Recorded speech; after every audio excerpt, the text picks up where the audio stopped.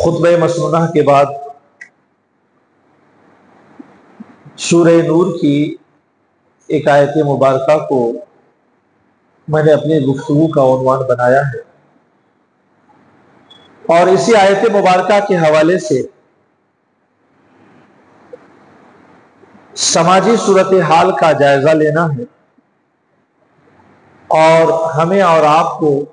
اپنے اعمال کو بہتر کرنے کی کوشش کرنی۔ رب قدوس ارشاد فرما رہا ہے کہ ان الذین یحبون ان تشیع الفاحشہ فی الذین آمنوا لہم عذاب علیم، کہ وہ لوگ جو یہ چاہتے ہیں کہ ایمان والوں میں بے حیائی عام ہو جائے، بے حیائی پھیل جائے، لہم عذاب علیم، تو ان کے لیے دردناک عذاب ہے، پھر دنیا والآخرہ، دنیا میں بھی ہے اور آخرت میں بھی ہے۔ گویا کہ اہل ایمان میں، بندہ مومن میں جو لوگ زبانی اعتبار سے، عملی اعتبار سے یا کسی بھی طور طریقے سے بے حیائی کو پھیلانے کا کام کرتے ہیں، رب قدوس نے ایسے لوگوں کے لیے سخت وعید سنائی اور فرمایا کہ ایسے لوگوں کو ہم دنیا میں بھی عذاب میں مبتلا کریں گے اور آخرت میں بھی عذاب میں مبتلا کریں گے۔ اس بات کو ذہن میں رکھ لیں کہ قرآن کا فرمان ذرہ بھر کے لیے غلط نہیں ہو سکتا ہے۔ جو لوگ فحش باتوں اور فحش کاموں کی اشاعت میں لگے ہوئے ہیں، یا ایسا پیشہ اختیار کیے ہوئے ہیں، یا کسی بھی طور پر فحش کاموں کو اور فحش باتوں کو پھیلا رہے ہیں، تو ایسے لوگ صرف اخروی عذاب کا انتظار نہ کریں، بلکہ وہ کسی نہ کسی وقت، کسی نہ کسی سطح پر جا کر دنیاوی عذاب میں بھی ضرور مبتلا ہوں گے، ضرور گرفتار ہوں گے۔ اب سمجھنے کی چیز یہ ہے کہ قرآن پاک نے جو کہا ہے فاحشہ، بری بات ہے۔ بسا اوقات ایسا ہوتا ہے کہ ہم غفلت کے شکار ہوتے ہیں اور ہم محسوس ہی نہیں کر پاتے ہیں کہ جو ہم کہہ رہے ہیں وہ فحش کاموں میں شامل ہے، جو ہم کر رہے ہیں وہ فحش کاموں میں شامل ہے، ہمارے جو حرکات اور سکنات ہیں وہ فحش کاموں میں شامل ہے، ہمارا اٹھنا بیٹھنا فحش کاموں میں شامل ہے، اور غفلت کا یہ پردہ ہمیں ایک نہ ایک وقت ہلاکت میں لے جا کے ڈال دیتا ہے۔ اس لحاظ سے کسی کے لیے کچھ سوچتے وقت بھی، کسی کے لیے کچھ بولتے وقت بھی، کسی کے لیے کچھ کہتے وقت بھی مکمل طور سے جائزہ لے لے کہ کسی کے تعلق سے یہ میرا سوچنا صحیح ہے یا نہیں ہے، میرا یہ کہنا صحیح ہے کہ نہیں ہے، یہ میرا کرنا صحیح ہے یا نہیں ہے۔ دل مطمئن ہو جائے کہ بالکل درست ہے تو ٹھیک ہے، غلط ہے تو باز آ جائیں، شک و شبہ ہے تو اچھے لوگوں سے مشورہ کریں۔ اب فاحشہ کے تحت علماء کرام نے لکھا ہے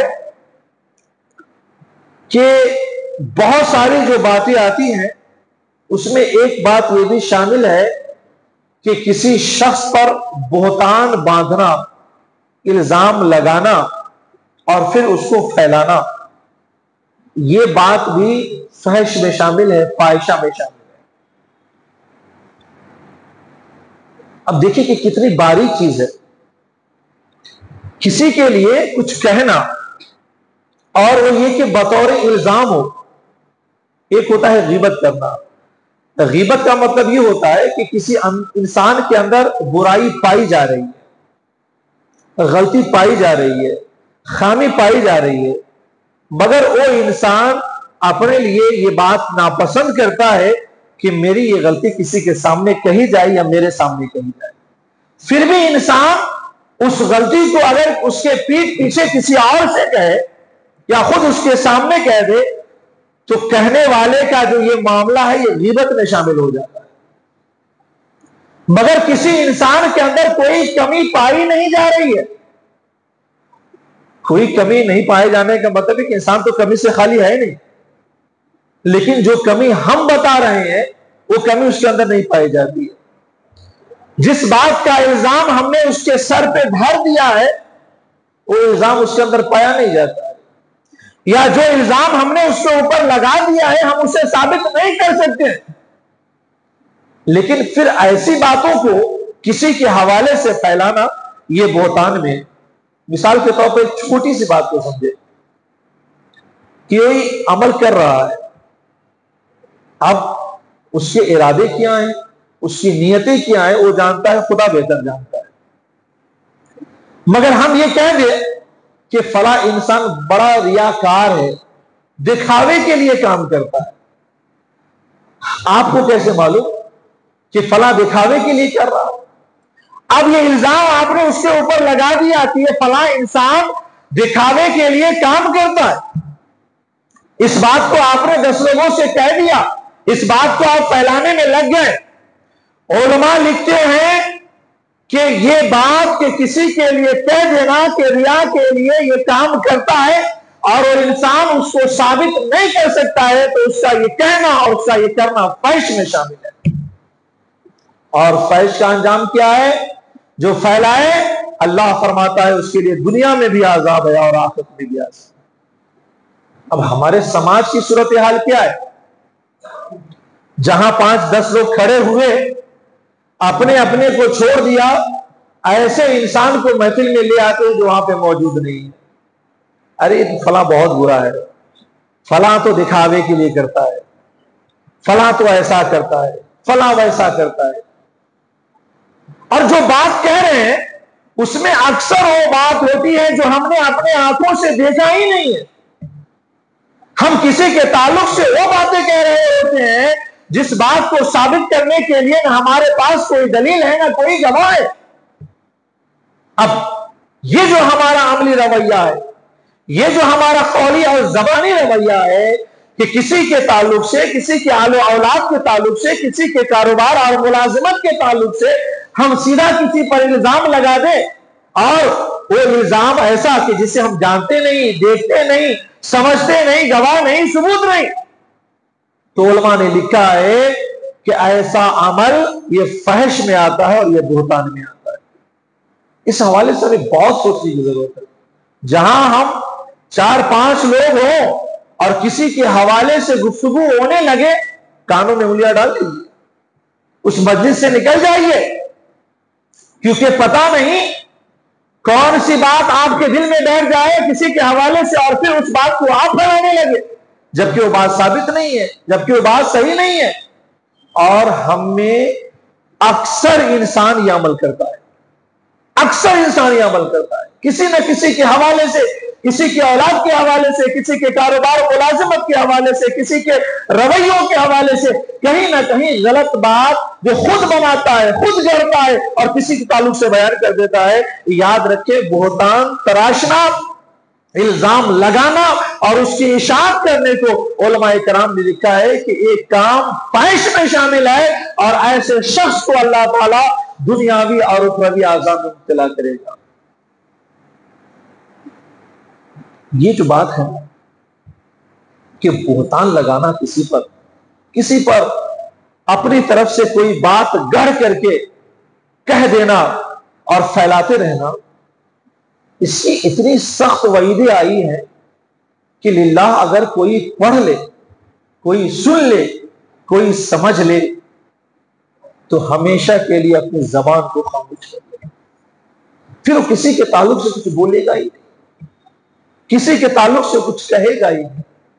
کسی کے تعلق سے غلط باتوں کا خیال تک نہیں لائے گا. مگر ہمارے اعمال کیسے، ہماری صورتحال کیسی ہے؟ ایک طرف ہم اپنے آپ کو اچھا بھی سمجھے، ایک طرف خود کو نمازی بھی کہلائے، ایک طرف خود کو دین کا کام کرنے والا بھی کہلائے، اور پھر 2-4 کی مجلس میں بیٹھ کر کے کسی دوسرے بندوں پر الزام دھرتے رہے، تہمتیں لگاتے رہے. یہ بہت بڑی وعید ہے۔ حدیث پاک میں آتا ہے، نبی کریم علیہ الصلوۃ والسلام نے ارشاد فرمایا کہ جو شخص کسی پر الزام لگاتا ہے، کسی پر بہتان باندھتا ہے اور پھر اسے ذلیل کرنے کے لیے، اسے رسوا کرنے کے لیے، اسے سماج میں بے عزت کرنے کے لیے اس الزام اور بہتان کو لوگوں کے درمیان پھیلاتا ہے، تو فرمایا گیا کہ الزام لگانے والے کو، بہتان باندھنے والے کو اللہ تعالی جہنم کے پل پر کھڑا کر دے گا، جہنم کے پل پر کھڑا کر دے گا۔ اور کب تک کھڑا رکھے گا؟ کہ جب تک اپنی کہی ہوئی باتوں سے، یعنی اس گناہ سے، اس شخص کو راضی نہ کر لے جس کے بارے میں اس نے الزام باندھا ہے، بہتان۔ اب سوچیں کہ جہنم کے پل پر کھڑا کر دیا جائے اور کہا جائے کہ جس کے بارے میں تم نے الزام لگایا ہے، جس کے بارے میں تم نے بہتان باندھا ہے، اسے ثابت کر کے دکھاؤ، ورنہ جس کے بارے میں تم نے الزام لگایا ہے، جاؤ اس سے معافی مانگ کر اسے راضی کر لو۔ تھوڑی دیر کے لیے آنکھیں بند کرے، سینے پہ ہاتھ رکھے اور سوچیں کہ ہم نے زندگی میں نہ جانے کتنے ایسے لوگ ہوں گے کہ جن کے بارے میں ہم نے بہتان باندھا ہے، جس کے بارے میں ہم نے الزام لگایا ہے، جس پر ہم نے تہمتیں لگائی ہیں، کہاں کہاں اسے آپ تلاشیں گے، کہاں کہاں اسے آپ معافیاں مانگیں گے؟ اگر واقعی اس لمحے کا خوف ہے کہ جہنم کے پل پہ کھڑا کر کے ہمیں معافی منگوایا جائے گا یا الزام کو ثابت کرنے کے لیے کہا جائے گا، اگر اس کا ذرہ بھی تصور اور احساس ہے تو خدا را آج سے اپنی زبان کو ایسا لگام دے کہ کسی کے تعلق سے ہماری زبان پر ایسی بات نہیں آنی چاہیے کہ کسی پر تہمت دھرنا ہو، کسی پر الزام لگانا ہو، کسی پر بہتان۔ یہ کیا کم وعید ہے کہ جہنم کے پل پر کھڑا کر دیا جائے اور کہا جائے کہ تم اسے راضی کر لو جس کے بارے میں بہتان باندھا ہے، اس سے معافی مانگو جس کے بارے میں بہتان باندھا ہے۔ اس لحاظ سے اپنے عمل کا ہر وقت محاسبہ کرتے رہے، خاص کر کے جب لوگوں میں بیٹھتے ہیں نا، دو چار لوگوں کے بیٹھنے میں، تو کسی اور کے بارے میں گفتگو کرتے وقت بہت سوچ سمجھ کر کے گفتگو کریں کہ واقعی جو میں کہہ رہا ہوں، جو بول رہا ہوں، بات درست ہے یا نہیں ہے۔ اور اسی طور پر ایک اور حدیث پاک میں ارشاد فرمایا گیا کہ جو انسان کسی شخص کے بارے میں الزام لگاتا ہے، بہتان باندھتا ہے، اللہ تعالیٰ اسے جہنم میں گرفتار فرما دے گا، یہاں تک کہ وہ اپنی بات کو ثابت نہ کر دے۔ اب ظاہر سی بات ہے، الزام اور بہتان تو کہتے ہی اسے ہیں جو حقیقت نہ ہو، پھر اسے ہم ثابت کر کہاں سکیں گے؟ مطلب یہ ہے کہ یہ گناہ کا عمل ہے، کسی پر بہتان باندھنا، کسی پر الزام لگانا، کسی پر تہمت لگانا،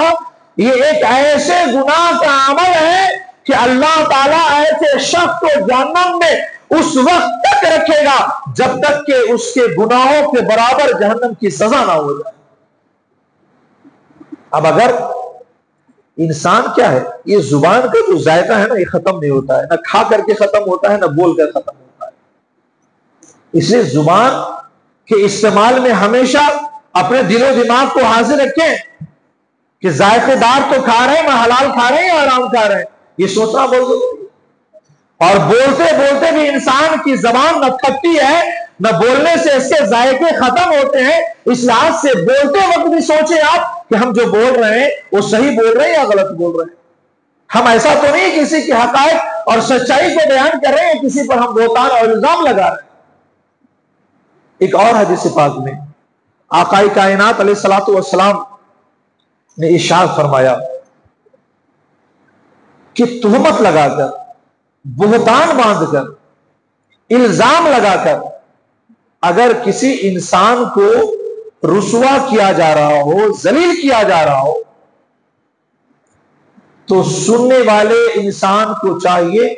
کہ الزام جس پر لگایا جا رہا ہے اس کی مدد کرے، الزام لگانے والے کو روکے، الزام لگانے والے کو منع کرے،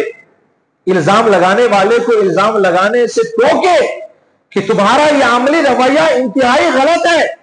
میرے آقا ارشاد فرماتے ہیں کہ تہمت کے معاملے میں، الزام کے معاملے میں، بہتان کے معاملے میں اگر کسی انسان کو ذلیل و رسوا کیا جا رہا ہو اور کوئی انسان اسے روکنے پر قادر ہو، اس کی مدد کرنے پر قادر ہو، اور اگر وہ مدد نہیں کرے گا تو اللہ کریم اس انسان کی اس وقت مدد نہیں فرمائے گا جبکہ اسے مدد کی حاجت ہوگی۔ اور فرمایا کہ اگر کسی پر الزام لگایا جا رہا ہو، کسی پر بہتان باندھا جا رہا ہو، کسی پر تہمتیں دھری جا رہی ہو، اور اگر کوئی انسان تہمت لگانے والے کو روک کر کے اس کی مدد کرے جس پر الزام لگایا جا رہا ہے، تو آقا کائنات ارشاد فرما رہے ہیں کہ روکنے والے شخص اور مدد کرنے والے شخص کی اللہ کریم اس وقت مدد فرمائے گا جب کائنات میں کوئی مدد کرنے والا نہ ہوگا اور وہ مدد کرنے کا خاصگار ہوگا، مدد چاہ رہا ہوگا۔ سوچے کہ کسی کے اوپر لگائے گئے الزام کو روکنے میں اللہ نے کیا فضیلت رکھی ہے کہ اگر ہم کسی پر کوئی الزام لگا رہا ہے اور الزام لگانے والے کو روک دیں تو آقا فرماتے ہیں کہ رب کریم اس کی اس وقت مدد فرمائے گا جب وہ مدد چاہ رہا ہوگا۔ لیکن طاقت رکھنے کے باوجود، سمجھنے کے باوجود اگر کسی پر لگائے گئے الزام اور تہمت کو اگر وہ روک کر اس کی مدد نہ کرے گا تو رب کریم اس وقت اس کی مدد چھین لے گا جب اسے مدد کی حاجت ہوگی، مدد کی ضرورت ہوگی۔ اس لحاظ سے بہت سوچ سمجھ کر زبان کھولیں۔ 4-5 دوستوں کے درمیان کسی کے حوالے سے گفتگو کریں تو بہت سوچ سمجھ کر گفتگو کریں کہ اس کے بارے میں جو کہہ رہے ہیں ایسا تو نہیں کہ یہ تہمت ہے، یہ الزام ہے اور حقیقت سے بہت دور ہے، کیونکہ اگر ایسی گفتگو ہوئی تو آپ نے سنا یہ تینوں حدیث مبارکہ میں کہ اس کے لیے کیا سخت وعید بیان کی گئی۔ بلکہ ایک حدیث پاک میں آتا ہے کہ اگر کوئی شخص کسی کے اوپر الزام لگاتا ہے، تہمت دھرتا ہے، یعنی کسی کے اندر وہ کمی نہیں ہے جو کہنے والا کہہ رہا ہے اور اس کو ذلیل و رسوا کرنے کے لیے ان باتوں کو پھیلا رہا ہے، تو آقا کائنات فرماتے ہیں کہ الزام دھرنے والے، تہمت لگانے والے کو اللہ کریم جہنمیوں کے پیپ، خون اور کیچڑ کے درمیان ڈال دے گا اور اسے اس وقت تک وہاں پر رکھے گا جب تک کہ وہ انسان اپنی بات کو ثابت نہ کر دے یا جس کے اوپر الزام لگایا ہے اس سے معافی نہ مانگے۔ آج ہم اپنی انا کے لیے، اپنی عزت نفس کے لیے تھوڑی سی کیا کسی سے انبن ہو جاتی ہے کہ ہم اس کی عزت کو نیلام کرنے کو اتر آتے ہیں، 10 کے درمیان باتیں گڑ گڑ کے اس کے حوالے سے کہنا شروع کر دیتے ہیں۔ یاد رکھے کہ یہ انا، یہ دنیاوی زندگی، یہ دنیاوی ٹھاٹ باٹ بہت عارضی ہے، ہمیشہ کی زندگی تو آخرت کی زندگی ہے۔ اگر یہاں سے زندگی کو بہتر بنا لے گئے تو سمجھ لیجیے آپ کامیاب اور کامرا چلے گئے، لیکن اگر یہاں سے آپ نے اپنی زندگی کو بہتر نہ بنایا، صرف خواہشات کی تسکین میں لگے رہے، صرف اپنی انا کا خیال کرتے رہے، اپنے خواہشات نفس کا خیال کرتے رہے، تو یاد رکھیے دنیا میں یہ انا کی تسکین اور خواہشات نفس کو سکون دینے کا معاملہ یہ ہے کہ انسان کو ابدی جہنم میں ڈال دیا جائے گا، اس وقت تک جہنم میں ڈال کے رکھا جائے گا جب تک کہ اس کے گناہ کے برابر اس کی سزا نہ ہو جائے۔ اس لحاظ سے کسی کے اوپر الزام دھرنا، کسی کے اوپر بہتان تراشنا، فرمایا گیا کہ بہتان باندھنا بھی فاحشہ میں آتا ہے۔ ان الذین یحبون ان تشیع الفاحشۃ فی الذین آمنوا لہم عذاب علیم فی الدنیا والآخرہ، کہ وہ لوگ جو اس بات کو چاہتے ہیں کہ ایمان والوں کے درمیان فحش باتیں پھیل جائے تو اللہ نے ان کے لیے دنیا اور آخرت دونوں میں دردناک عذاب رکھا ہے۔ فحش باتوں میں یہ بھی شامل ہے کہ کسی کے اوپر الزام دھرا جائے، کسی کے اوپر بہتان باندھا جائے، کسی کے اوپر وہ باتیں باندھی جائے جو اس کے اندر پائی نہیں جاتی ہے۔ اس کا انجام یہ ہے کہ ایسا انسان دنیا میں بھی رسوا کر دیا جاتا ہے اور ایسا انسان آخرت میں بھی رسوا کر دیا جاتا ہے۔ لیکن یہ ہے کہ زندگی خامیوں کا نام ہے. اگر ہم سے ایسی غلطی ہوئی ہے کہ ہم نے بلا وجہ کسی کے اوپر الزام دھر کے ہم نے اس کی عزت و آبرو کو نیلام کیا ہے، اور ہم نے جب یہ وعیدیں سن لی ہیں تو ہمیں چاہیے کہ ہم اس سے توبہ کریں، یہ عہد کریں کہ آئندہ ہم کسی کے اوپر تہمت نہیں باندھیں گے، ہم کسی کے اوپر الزام نہیں ڈالیں گے، اور جس کے بارے میں الزام آپ نے لگا دیا ہے نا، آپ اس سے معافی مانگے اگر لڑائی جھگڑے کا اندیشہ نہیں. علماء نے لکھا ہے کہ اگر اس سے معافی مانگنے جائیں گے کہ فلاں بات میں نے آپ کے حوالے سے اڑا دی تھی اور پھیلا دی تھی، تو لڑائی اور جھگڑے اور بڑھ جائیں گے. تو اب اس سے جا کر معافی نہ مانگے بلکہ اللہ کی بارگاہ میں توبہ کرے اور نیکیاں اتنی کرے کہ جو گناہ کیا ہے نیکیاں اس سے کہیں زیادہ ہو جائے، اور عہد کرے تو اللہ تعالیٰ ضرور سے معاف فرمائے گا. اور پھر آئندہ کے لیے عہد کر لے کہ آئندہ میں کسی پر الزام نہیں دھروں گا، آئندہ کسی پر تہمت نہیں باندھوں گا. تو یہ جو فاحشہ ہے نا، یہ فحش بات ہے نا، اس میں یہ بھی بات شامل ہے کہ ہم کسی کے تعلق سے وہ باتیں کہہ دیں جو بات کسی کے اندر پائی نہیں جاتی ہے. اب علماء نے لکھا ہے کہ جو فحش باتوں کو پھیلاتے ہیں اس میں یہ بات بھی شامل ہے کہ کسی کی خفیہ باتوں پر ہم کو اطلاع مل جائے، کسی کی چھپی ہوئی باتوں کو ہم جان جائیں. ظاہر سی بات ہے سب کی پرسنل زندگی ہے، ہر انسان کے اندر کچھ ایسی کمیاں ہیں، کچھ نہ کچھ ایسی چیزیں پائی جاتی ہیں جس کے اوپر صرف وہ مطلع ہوتا ہے، کوئی اور نہیں جانتا ہے. مگر کسی طور طریقے سے اگر کوئی انسان جان گیا کہ فلاں کے اندر یہ برائیاں پائی جاتی ہے، یہ عیب پائے جاتے ہیں، اور خاص کر کے جو سوشل میڈیا کا زمانہ ہے، اس زمانے میں خاص کر کے دیکھیے بہت زندگی کے معاملے میں بہت محتاط رہنے کی ضرورت ہے. کوئی انسان اگر اپنی اولاد کو موبائل دیتا ہے نا تو اسے بھی یہ حق حاصل نہیں ہے کہ کبھی بھی اولاد کے ہاتھوں سے موبائل لے کے سو موبائل چیک کر لے، جب تک کہ اولاد کو یہ نہ کہہ دے کہ میں تمہیں موبائل اس شرط کے ساتھ دے رہا ہوں کہ بغیر بولے میں تمہارا موبائل کبھی بھی چیک کر سکتا ہوں، تب باپ کو یہ حق پہنچتا ہے کہ اپنی اولاد کے موبائل کو چیک کرے. لیکن اگر ایسی کوئی بات نہیں کہی ہے تو باپ کو بھی یہ حق حاصل نہیں ہے کہ اپنی اولاد کے موبائل کو بلا پوچھے اور بغیر کہے موبائل کو چیک کرے. زندگی کے جو معاملات اتنے آسان نہیں ہیں. تو کسی کی خفیہ باتوں پر اگر ہم مطلع ہو جائیں اور پھر اسے انسان پھیلانا شروع کر دے کہ یار کوئی نہیں جانتا، میں جانتا ہوں کہ اس کے اندر کیا کیا برائی ہے، میں نے دیکھا ہے. اور اگر کوئی خفیہ گناہ کر رہا ہے اور کسی طریقے سے جھانک تاک کر کے دیکھا یا کسی اور اوزار اور ہتھیار کے ذریعے دیکھ لیا اور پھر اسے پھیلانا شروع کر دیا،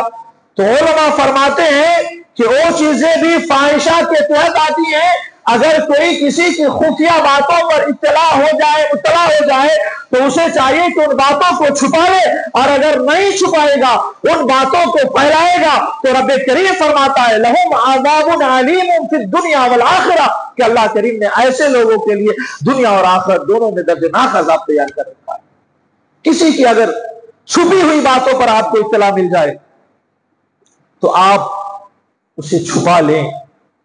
نہیں چھپائیں گے تو پھر دردناک عذاب ہے. اور علماء نے اس بات ضمن میں لکھا ہے کہ بتقدیر الہی اگر کسی نیک عالم سے اگر فحش کام کا صدور ہو جائے، ظاہر سی بات ہے کہ گناہوں سے تو پاک کوئی نہیں ہے، نہ عام انسان پاک ہے نہ عالم علماء پاک ہے. اگر کوئی گناہوں سے بچ جائے، محفوظ رہ جائے تو یہ خدا کا بہت بڑا فضل و کرم ہے. گناہ کا صدور کسی سے بھی ہو سکتا ہے، لیکن کچھ چیزیں ایسی ہیں جو تقدیر الہی میں لکھ دی گئی، تقدیر میں لکھ دی گئی ہے. اگر کسی اچھے نیک عالم سے اگر بتقدیر الہی بطور آزمائش کے اگر کسی فحش کام کا صدور ہو جائے اور انسان اسے پھیلانا شروع کر دے، اور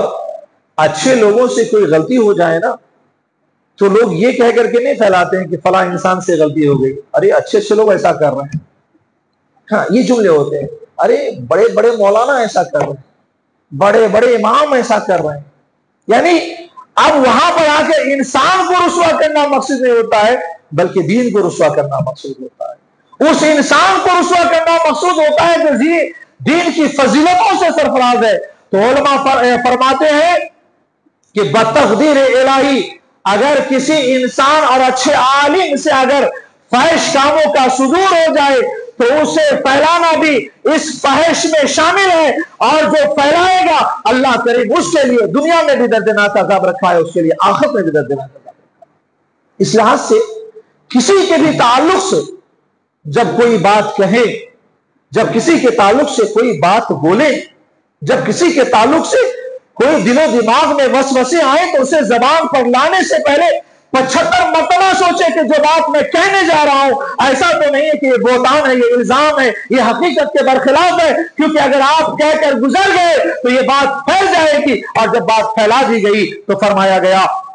لہم عذاب علیم فی الدنیا والآخرہ، کہ ایسے لوگوں کے لیے اللہ کریم نے دنیا میں بھی عذاب رکھا ہے اور آخرت میں بھی عذاب رکھا ہے. فحش باتوں کے تحت اور بہت ساری باتیں آتی ہیں جو ہماری زندگی میں بڑی تیزی سے پھیلتی جا رہی ہے، ہر انسان اس کا شکار ہوتا جا رہا ہے. اس پر ہم آئندہ بھی جمعہ گفتگو کریں گے، مگر یہ 3 باتیں جس کی طرف ہم نے آج نشاندہی کی ہے کہ فحش باتوں میں ایک بات یہ بھی ہے کسی پر بہتان باندھنا، کسی پر الزام دھرنا، یعنی کسی کے اندر وہ بات پائی نہیں جا رہی ہے، ہم خود کر کے اس کو رسوا کریں، اس کو ذلیل کریں، یہ بات فحش کے تحت آتی ہے. اور جو ایسا کام کرے گا وہ آخرت میں تو عذاب میں ڈالا ہی جائے گا، دنیاوی عذاب میں بھی مبتلا کیا جائے گا. دوسری بات کہ اگر کسی کی چھپی ہوئی بات اگر ہم تک پہنچ جائے تو کسی کو یہ کہہ کر کے نہ کہے کہ کسی سے نہیں کہنا، ہر کہنے والا یہی کہہ کر کہتا ہے کہ کسی سے نہیں کہنا، اور پھر کوئی بچتا نہیں ہے جہاں تک یہ بات پہنچ نہ جائے، کیونکہ انسان کا سینہ اتنا تنگ ہے نا، وہ کسی کے راز کو چھپا نہیں پاتا ہے. لاکھوں میں کوئی آپ کو ایسا اللہ کا نیک بندہ ملے گا جو راز کو چھپا لے. یاد رکھ لے جو دوسروں کے عیب کو چھپا لیتا ہے نا، اس کی فضیلت یہ ہے کہ اللہ تعالیٰ یہاں بھی اور روز حشر بھی اس کی گناہوں کو چھپا دے گا. لیکن جو انسان کسی کے عیب کو یہاں نہیں چھپا پاتا ہے نا، وہ یاد رکھ لے کہ اس کے عیب کو یہاں بھی بے نقاب کیا جائے گا اور قیامت میں بھی بے نقاب کر دیا جائے گا. بالخصوص سماج میں جو معزز لوگ ہیں، علماء ہیں، ائمہ ہیں، نیک ہیں، پارسا ہیں، بتقدیر الہی کبھی ان سے خامیاں ہو جائیں، کبھی ان سے غلطیاں ہو جائیں تو ان خامیوں کو، ان غلطیوں کو چھپانے کا حوصلہ اپنے اندر رکھیے، کیونکہ ان کی غلطیوں کو نہ چھپانا صرف انسانی غلطی کو پھیلانا نہیں ہے بلکہ دین کے لیے بھی رسوائی کا سبب بنتا ہے. اور اگر نہ چھپا سکے تو یہ بھی پائشہ میں آتا ہے جس کے لیے فرمایا گیا کہ لہم عذاب علیم فی الدنیا والآخرہ، کہ جو لوگ ایسے عیب کو نہیں چھپا پائیں گے ایسے لوگوں کے لیے دنیا میں بھی عذاب ہے اور آخرت میں بھی عذاب ہے. اور فحش کی وہ چیزیں جو آج بہت تیزی سے پھیل رہی ہے اور بہت عام ہو رہی ہے، انشاءاللہ ہم اس پر بھی گفتگو کریں گے. اللہ کریم ہمیں اور آپ کو ایسی فحش باتوں سے اپنی ذات کو بچانے کی توفیق عطا فرمائے. چونکہ آج دادو غریب نواز مکہ مسجد بندہ نواز کالونی کے سفیر آئے ہوئے ہیں، جو ادارہ کے لیے آپ سے تعاون کے خواستگار ہے، بہت قریبی ادارہ ہے. گزارش یہ ہے کہ جاتے جاتے ادارے ہادہ کے لیے جتنا ہو سکے آپ تعاون کرتے جائیں. اللہ کریم کی بارگاہ میں دعا ہے کہ مولا کریم ہم تمام لوگوں کو نیک عمل کرنے اور برے عمل سے بچنے کی توفیق عطا فرمائے. مولا کریم ہم میں اگر کوئی پریشانی حال ہے تو ان کی پریشانیوں کو دفع فرمائے. جو بارے قرض میں دبے ہیں مولا انہیں قرض سے نجات عطا فرمائے. جو روزی روزگار کی تلاش میں ہے مولا ان کے لیے خیر و برکت کا نزول فرمائے. جو حصول علم میں لگے ہوئے ہیں مولا انہیں علم نافع اور عمل صالح کا پیکر بنائے. ہم میں کوئی بیمار ہے، کسی کے ماں باپ، بھائی بہن، خش و اقارب، اہل و عیال، آل و اولاد بیمار ہے تو مولا ہر ایک کو صحت کاملہ اور شفاء عاجلہ عطا فرمائے. ہمارے بڑے بزرگوں کے بدن میں طاقت و توانائی عطا فرمائے. نوجوانوں کو اپنے وقت کا بہتر استعمال کرنے کی توفیق عطا فرمائے. انہیں اپنے ماں باپ کی خدمت کرنے اور اپنے ماں باپ کو راضی رکھنے کی توفیق عطا فرمائے۔ مولا دنیا جہان میں جہاں کہیں مسلمان پریشانی حال میں، مولا ہر ایک کی پریشانیوں کو دفع فرمائے، ہر ایک کے جان مال عزت و آبرو کی حفاظت فرمائے، سبھی کو اپنے حفظ و امان میں جنت نصیب فرمائے۔ مولا کریم ہمیں اتحاد و اتفاق کی زندگی نصیب فرمائے، اختلاف و انتشار سے بچنے کی طاقت و توفیق عطا فرمائے، اپنے اور اپنے محبوب کے فرمان کے مطابق زندگی گزارنے کی توفیق عطا فرمائے، ایمان پر خاتمہ نصیب فرمائے، عذاب قبر سے محفوظ فرمائے، قبر کی سختیوں سے محفوظ فرمائے، سوال و جواب میں آسانی پیدا فرمائے اور جنت میں نبی کی غلامی نصیب فرمائے۔ وآخر دعوانا ان الحمدللہ رب العالمین، استغفر اللہ ربی من کل ذنب واجنبت واتوب الیہ۔ جو حضرت